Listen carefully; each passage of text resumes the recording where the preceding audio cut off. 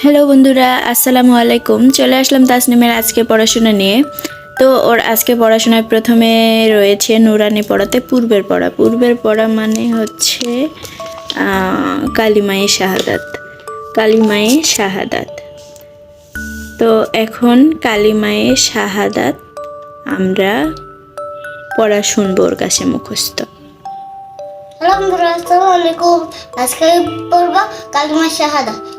কালিমায়ে শাহাদাত আশহাদু আল্লা ইলাহা ইল্লাল্লাহু ওয়াহদাহু লা শারীকা লাহু ওয়া আশহাদু আন্না মুহাম্মাদান আবদুহু ওয়া রাসূলুহু।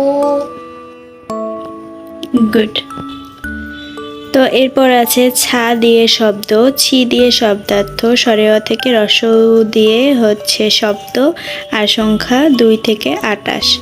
তো আমরা ছা দিয়ে শব্দ সামারণ লিখে নেব, আর হচ্ছে এ থেকে ছি পর্যন্ত শব্দ অর্থ লিখে নেব, আর সরেয় থেকে রসৌ পর্যন্ত শব্দ লিখে নেব, আর 1 থেকে 30 পর্যন্ত লিখে নেব। মানে 28 থেকে 30 পর্যন্ত না নিয়ে 1 থেকে 30 পর্যন্ত লিখিয়ে নেব। তো সাথেই থাকুন।